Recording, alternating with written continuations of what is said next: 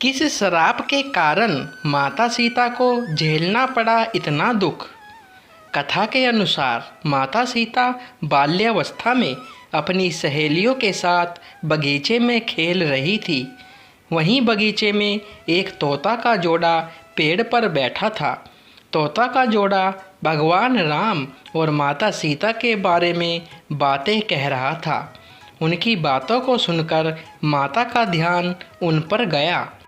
मादा तोता बोल रही थी कि अयोध्या के राजकुमार राम काफ़ी प्रतापी राजा होंगे, उनसे माता सीता का विवाह होगा।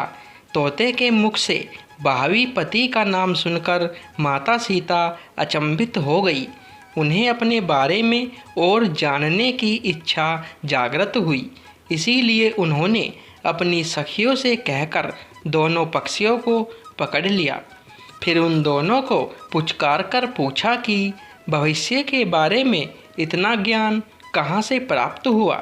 तब पक्षियों ने बताया कि इससे पहले हम महर्षि वाल्मीकि के आश्रम में रहते थे, जहाँ पर रोज राम और सीता के जीवन के बारे में बताया जाता है। इसीलिए उनको दोनों के बारे में हर चीज़ कंठस्थ याद हो गई। सीता जी ने पक्षियों से कहा कि जिस जनक पुत्री सीता की तुम लोग बात कर रहे हो वह मैं ही हूँ। मुझे मेरे और राम के बारे में और भी बातें जाननी हैं। तब नर तोता ने कहा कि हे सीता, आपका विवाह अयोध्या के राजा दशरथ के ज्येष्ठ पुत्र राम के साथ आपका विवाह होगा और आपकी जोड़ी तीनों लोकों में सबसे अद्भुत होगी। सीता जी सवाल पूछती रही और दोनों तोता जवाब देते रहे। नर तोता ने की माता सीता से विनती।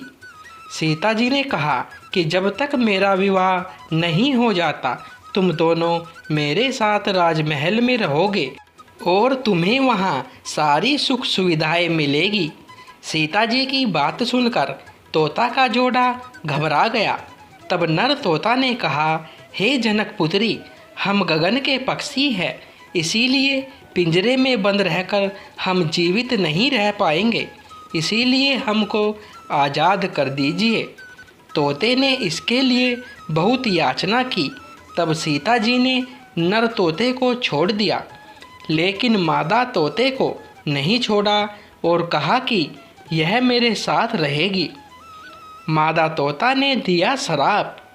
नर तोता ने कहा कि मेरी पत्नी गर्भवती है, इसीलिए ऐसे समय पर उसको जाने दो।